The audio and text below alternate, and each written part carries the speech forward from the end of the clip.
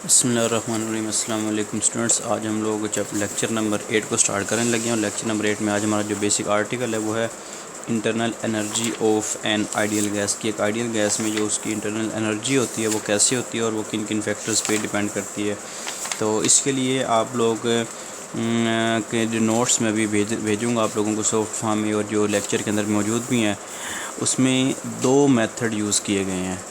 एक फ़र्स्ट जो मेथड है वो मेथड है आप लोगों का बिल्कुल एफएससी पार्ट 1 की बुक के मुताबिक, और दूसरा मेथड है आप लोगों का बीएस के मुताबिक। तो आप लोग कोई भी एक मेथड भी अडॉप्ट कर लेंगे तो वो आप लोगों के एनफ होगा। मतलब ये कि आप लोगों ने जस्ट उस आर्टिकल को तैयार करना है, इसके अलावा आप किसी भी मेथड से कर सकते हैं। तो हम लोग जो इजी मेथड है वही डिस्कस करने जा रहे हैं, लेकिन नोट्स में आप लोगों के पास दोनों मेथड मौजूद हैं। आप लोगों की मर्ज़ी है, आप लोग कोई भी एक मेथड जो है वो अडॉप्ट करके इसको तैयारी कर सकते हैं। तो सबसे पहले हमें पता होना चाहिए कि इंटरनल एनर्जी होती क्या है। तो sum of all forms of molecular energies, kinetic energy and potential energy of a substance is called internal energy. Sum of all forms of molecular energies like as kinetic energy or a potential energy of a substance is called its internal energy। और हम लोग internal energy किसी भी body की अगर हम लोग बात करते हैं तो वो इंटरनल एनर्जी को हम लोग हमेशा थर्मोडायनेमिक्स के अंदर ही डिस्कस करते हैं। और हम लोगों ने पहले भी डिस्कस किया है कि हम लोग कभी भी इस अर्थ पे 100% कंडीशंस या 100% जो है वो किसी भी चीज़ का अप्रोच नहीं कर सकते। हाँ, हम लोग कोशिश ज़रूर कर सकते हैं, लेकिन मैथमेटिकल टर्म में हम लोगों को सपोज करना पड़ता है आइडियल कंडीशंस के बारे में। तो हम लोग यहाँ पर भी आइडियल गैस की ही बात करते हैं। आइडियल गैस होती क्या है? वो गैस जिसके ऊपर हम लोग स्टैंडर्ड टेम्परेचर प्रेशर, जिसे हम लोग सिंपली एसटीपी बोलते हैं, और दूसरी चीज़ जिसे हम लोग इन terms of KMEOG, kinetic molecular theory of gases की बात करते हैं। तो अगर हम लोग ये दोनों थ्योरीज को अप्लाई कर सकते हैं तो इसका मतलब है कि हम लोग आइडियल गैस की बात कर रहे हैं। तो इंटरनल एनर्जी का आप लोगों को बता दिया कि वो एनर्जी जो काइनेटिक और पोटेंशियल दोनों फॉर्म में किसी भी बॉडी के अंदर पाई जाती है वो उसकी इंटरनल एनर्जी कहलाती है। और इंटरनल एनर्जी को आप लोग बाय इंक्रीजिंग हीट इंक्रीज़ भी कर सकते हैं और बाय डिक्रीजिंग हीट डिक्रीज़ भी कर सकते हैं। तो सिंपली आप लोग ये कह सकते हैं कि हीट की तरह एनर्जी है और एनर्जी की तरह हीट है। सिंपली हीट एनर्जी की ही एक टाइप है। इसका मतलब है कि आप लोग उसको एक फॉर्म से दूसरी फॉर्म में कन्वर्ट भी कर सकते हैं। अच्छा, तो हम लोग मैं अपने मेन आर्टिकल की तरफ आते हैं। अच्छा, कि सबसे पहले कि हमारे पास आइडियल गैस हो और आइडियल गैस के ऊपर हम लोग कंडीशंस अप्लाई कर रहे हैं। तो हमारे पास जो सबसे पहली कंडीशन हम लोग अप्लाई कर रहे हैं उस कंडीशन को हम लोग फिज़िक्स की लैंग्वेज में CV कहते हैं।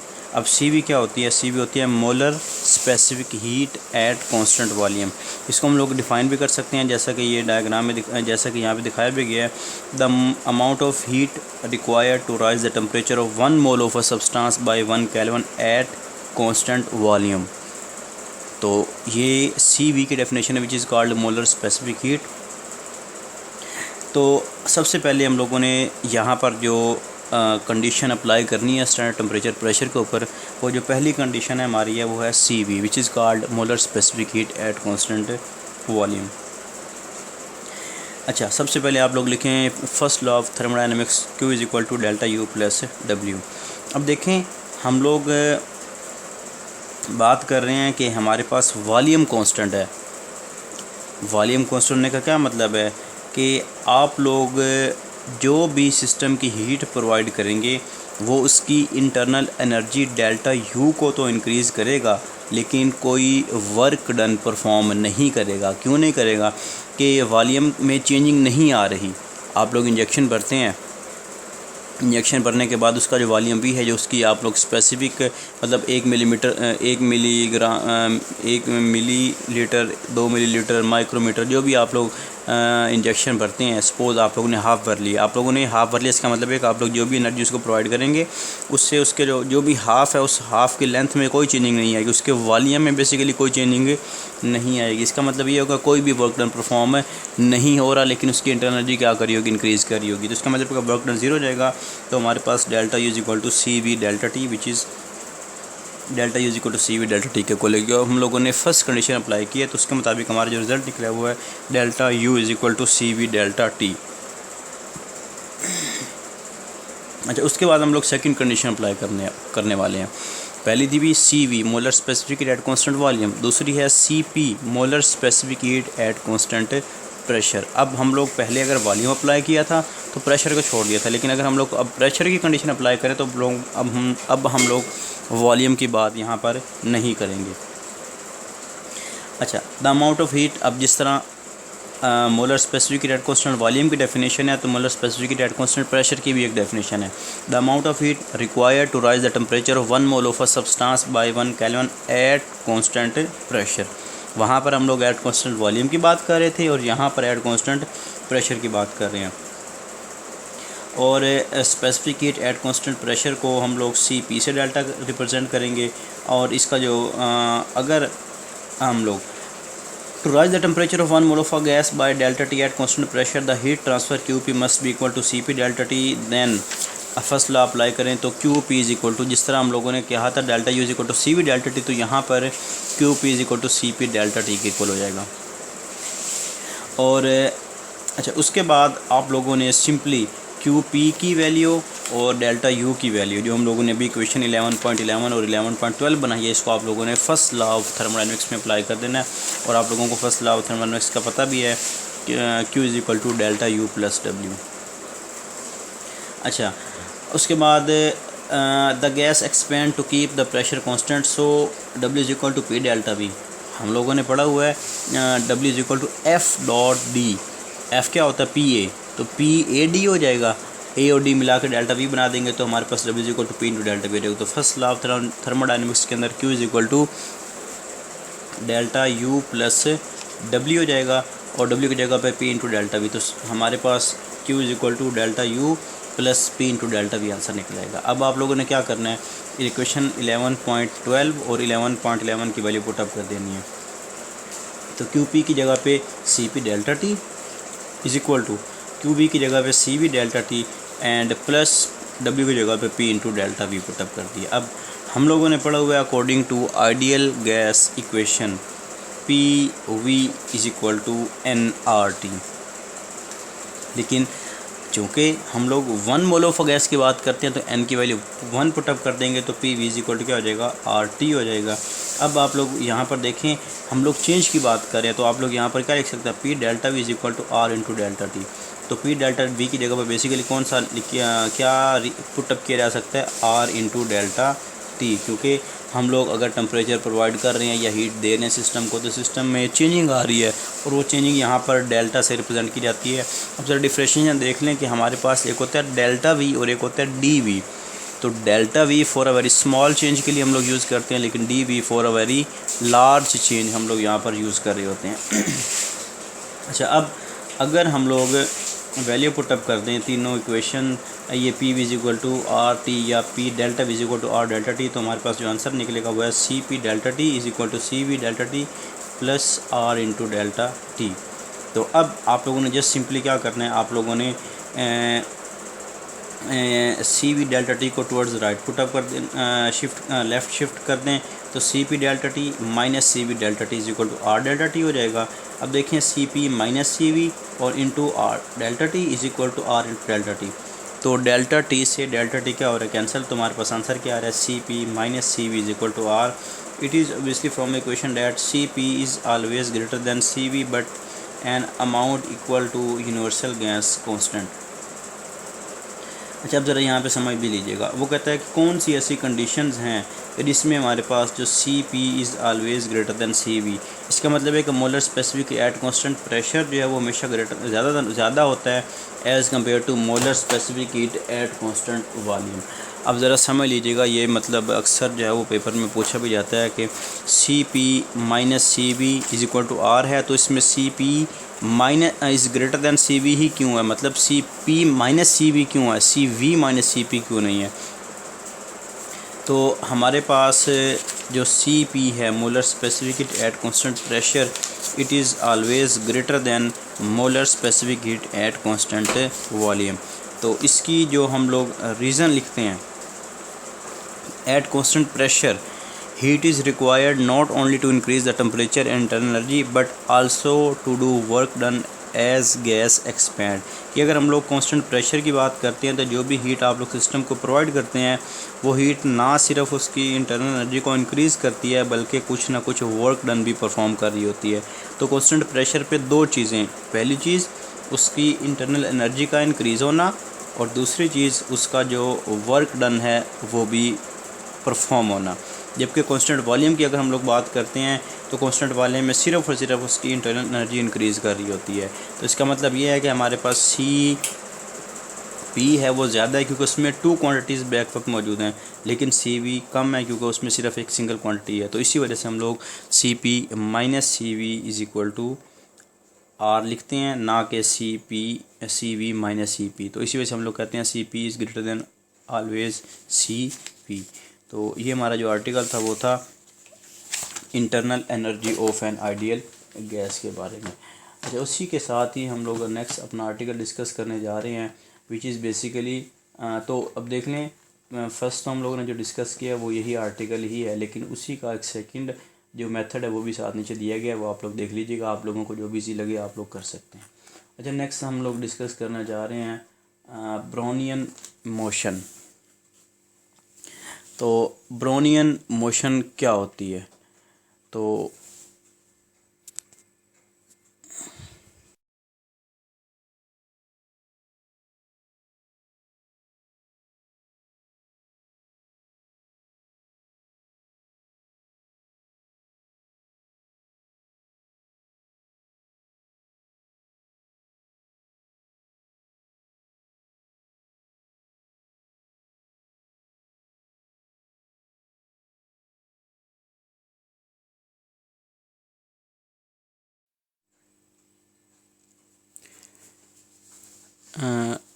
Internal energy of an ideal gas के बाद हमारा जो नेक्स्ट आर्टिकल है वह ब्राउनियन मोशन।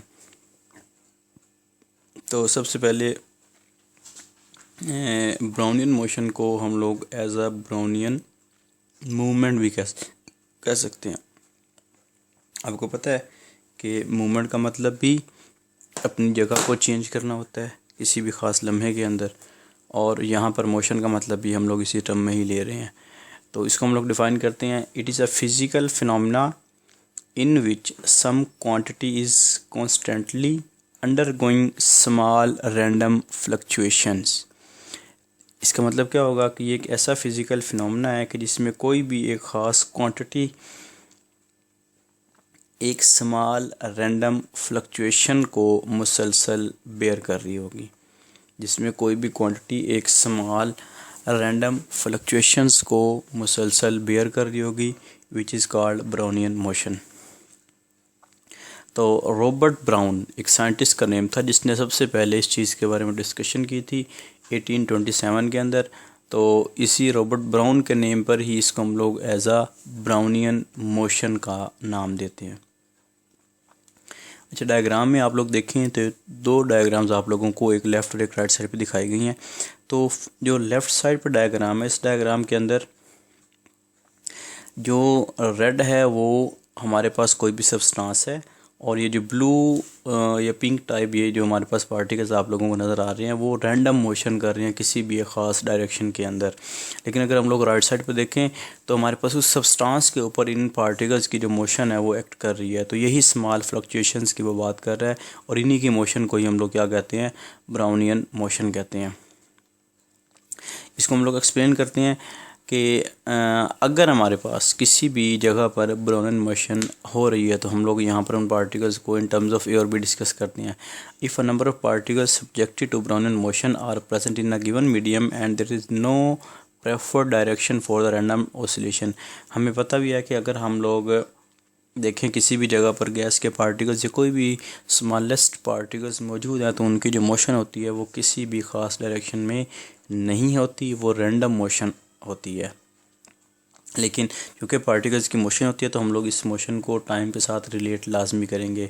अच्छा, thus if A and B are the two adjacent regions and at a time T A contains twice as many particles as B. अब वो कहता है कि सपोज हमारे पास दो रीजन्स हैं अलग अलग, एक ए और एक बी। तो वो कहता है कि ए में हमारे पास जो नंबर ऑफ़ पार्टिकल्स हैं वो ज़्यादा हैं, कितने हैं, 2 टाइम्स है एज़ कम्पेयर टू बी के। अच्छा, at that instant the probability of particles leaving A to enter B is twice as the greater than. अब इसका मतलब क्या है कि अगर हम लोग उन दोनों बॉक्सेस के दरमियान कोई भी स्मॉल ओपनिंग कर देते हैं, दो बॉक्सेस को रखें, उनमें अलग अलग गैसेस डालें, एक में ज़्यादा एक में कम, तो ए में सपोज ज़्यादा है बी में कम है, तो इसका मतलब ये भी होगा कि ए से ज़्यादा चांस है कि ए से पार्टिकल्स बी की तरफ ज़्यादा जाएंगे एज़ कम्पेयर टू कि वो बी से ए की तरफ आ रहे होंगे। तो इसका मतलब है कि अगर ए में नंबर ऑफ़ पार्टिकल्स ट्वाइस हैं एज़ कम्पेयर टू बी, तो ए से बी में पार्टिकल्स का मूव करना भी या पार्टिकल्स के जाने के जो चांस है वो भी बी की निस्बत टू टाइम्स क्या होंगे, ज़्यादा होंगे। अच्छा, this physical process in which a substance tend to separate steadily for regions of high concentration to the region of lower concentration is called diffusion. कि अगर हमारे पास एक ऐसा प्रोसेस, अब हम लोग डिस्कस ब्रोनन मोशन को ही कर रहे हैं, लेकिन उसके लिए हम लोग एक एग्जांपल डील कर रहे हैं कि ऐसा प्रोसेस जिसमें हमारे पास कोई भी पार्टिकल जिसमें कंसंट्रेशन ज़्यादा है दूसरे में कम है, तो ज़्यादा कंसंट्रेशन से कम कंसंट्रेशन की तरफ पार्टिकल्स को मूव करना क्या कहलाता है जी, डिफ्यूजन कहलाता है। क्या कहलाता है, डिफ्यूजन कहलाता है। इसकी डेफिनेशन भी आप लोग अच्छे से याद कर लीजिएगा। अच्छा, diffusion can therefore be considered as a macroscopic manifestation of Brownian motion. अब वो कहता है कि डिफ्यूजन का जो कंपैरिजन है वो हम लोग ब्राउनियन मोशन से कर रहे हैं कि ये भी एक तरह का macroscopic manifestation of Brownian motion ही है कि पार्टिकल्स की कोलिजन के बाद वो एक जगह से दूसरी जगह शिफ्ट होते हैं और किसी भी सब्सटेंस के ऊपर अपनी एक स्पेसिफिक मोशन को एग्जर्ट कर रहे होते हैं। Thus, it is possible to study diffusion by simulating the motion of the Brownian particles and computing the average behavior. A few examples of the countless diffusion process that are studying in terms of Brownian motion are atmospheric pressure है, electrical charge है, वो भी high concentration से लो की तरफ, pressure भी क्या करता है हाई से लो की तरफ जा रहा होता है, और सेमीकंडक्टर्स में जो हमारे पास चार्ज पार्टिकल्स होते हैं वो भी क्या करते हैं हमेशा हाई कंसंट्रेशन से लो कंसंट्रेशन की तरफ मूव कर रही होती हैं। तो ये हमारे पास डेली बेसिस के अंदर इसकी जो है वो कुछ एग्जांपल्स आप लोगों के सामने मौजूद हैं।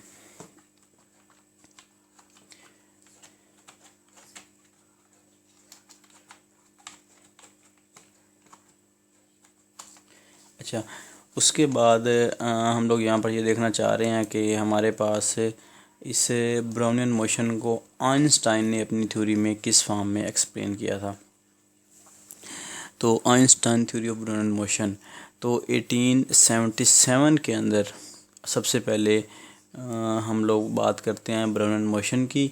तो अगर हम लोग सिंपली पढ़ें कि अगर हमारे पास टेम्परेचर हाई है तो ऑब्वियसली बात है पार्टिकल्स की जो मोशन है वो ज़्यादा होगी। अगर टेम्परेचर लो हो रहा है तो मोशन भी क्या हो रही है, लो हो रही है। तो इसका मतलब क्या होगा कि ब्राउनियन मोशन एक तरह से सिंपली पार्टिकल्स की मोशन तो है इन टर्म्स ऑफ काइनेटिक एनर्जी, लेकिन वो उसके टेम्परेचर पे भी डिपेंड कर रही होती है।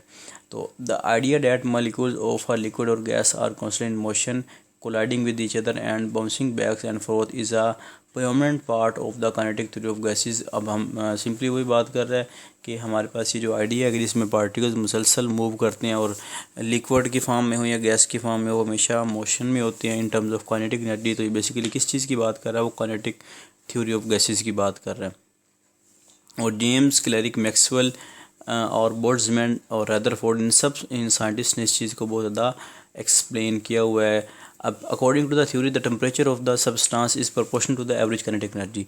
हम लोगों ने सबसे पहले आर्टिकल में डिस्कस ही यही किया था कि P is directly proportional to T and T is directly proportional to the P। कि जिस तरह आप लोग प्रेशर बढ़ा रहे हो, जिस तरह आप लोग प्रेशर बढ़ाते हैं काइनेटिक एनर्जी बढ़ती है।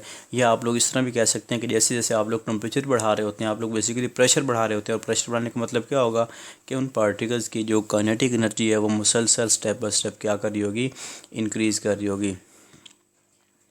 और इस प्रोसेस को हम लोग सिंपली एक नेचुरल प्रोसेस भी कंसीडर करते हैं कि जैसे जैसे आप लोग किसी भी चीज़ को हीट अप करते हैं तो हमारे पास उस बॉडी की जो मोशन है वो इंक्रीज़ कर रही होती है। तो this line of resolving led दो German physics scientist Albert Einstein 1905 to produce high qualitative theory of Brownian motion. तो इसका मतलब ये है कि 1905 के अंदर आइंस्टाइन ने भी इस थ्योरी को क्या किया था, बिल्कुल एप्लीकेबल माना था कि हम लोग डेली रूटीन की लाइफ में इसको डिस्कस करें तो ये वाकई डेली बेसिस पे अप्लाई हो रही होती है। तो नेक्स्ट हम लोग डिस्कस करना चाह रहे हैं कि हीट क्या होती है। In thermodynamics heat is energy that is transferred from one place to another place. और ज़ाहिर बात है एनर्जी अगर ट्रांसफ़र हो रही है एक प्लेस से दूसरी प्लेस तो वहाँ पर मैटर का होना ज़रूरी है। तो सिंपली हम लोग ये कह सकते हैं कि अगर पार्टिकल्स मौजूद होंगे तो ही हीट एक फार्म से दूसरी फार्म में कन्वर्ट हो सकती है, और ये एनर्जी की एक टाइप भी ली जाती है। और इसको हम लोग 3-4 डिफरेंट सिस्टम्स के लिहाज से डिस्कस करते हैं, लाइक गैस के वेरिएबल ऑफ स्टेट का वेरिएबल होना, या हम लोग ये भी कह सकते हैं कि इसका हीट का ट्रांसफ़र होना किन किन फैक्टर्स पे डिपेंड कर रहा होता है। तो वो एक पहली चीज़ डिपेंड करता है कि हमारे पास प्रोसेस जो फंक्शन आप लोग अप्लाई कर रहे हैं वो वेरिएबल ऑफ स्टेट में है, या उसकी इंटरनल एनर्जी है, या एंथैल्पी है। तो like thermodynamic work heat transfer is a process involving more than one system, not a property of any one system. Heat का ट्रांसफ़र होना सिर्फ एक सिस्टम की बात नहीं है या एक सिस्टम की प्रॉपर्टी नहीं है, बल्कि वो डिफरेंट टाइप्स में डिफरेंट तरीके से ट्रांसफ़र हो सकती है। फॉर एग्जांपल कि हमारे पास प्रोसेसिंग फंक्शन है, इसमें भी हम लोग बात करते हैं हीट ट्रांसफ़र होने की। इसी तरह हमारे पास एक कार्डिनल सिस्टम है, कार्डिनल एनर्जी सिस्टम है, उसमें भी हीट ट्रांसफ़र हो रही होती है। उसके बाद वेरिएबल ऑफ स्टेट्स है, फॉर एग्जांपल इंटरनल एनर्जी और फॉर द एंथैल्पी। तो ये तमाम के तमाम हमारे पास जो स्टेट्स हैं वो इंटरनल एनर्जी को एक पॉइंट से दूसरे पॉइंट तक ट्रांसफ़र करने की रीज़न बन रही होती हैं। और इन चीज़ों के लिए, इन प्रॉपर्टीज़ को डिस्कस करने के लिए मोस्टली हम लोग जो बात करते हैं वो हमेशा आइसोलेटेड सिस्टम की बात करते हैं, कि ऐसा सिस्टम जिसमें नो हीट एंटर और लीव द सिस्टम। आप लोगों ने 2 प्रोसेस पढ़े होते हैं, एक आइसोथर्मल और एक होता है एडियाबैटिक प्रोसेस। तो यहाँ पर हम लोग आइसोलेटेड सिस्टम की बात कर रहे हैं कि इस सिस्टम की अपनी एनर्जी तो सिस्टम में मौजूद होगी, ये बाहर से एनर्जी को गेन नहीं कर रहा होगा। तो इस तरह हम लोग ब्राउनियन मोशन को इन टर्म्स ऑफ हीट या आइंस्टाइन थ्योरी भी डिस्कस कर सकते हैं। तो ये स्टूडेंट्स हमारा आज का लेक्चर नंबर 8 है। इंशाल्लाह नेक्स्ट हम लोग अगले लेक्चर में डिस्कस करेंगे। अल्लाह हाफिज़।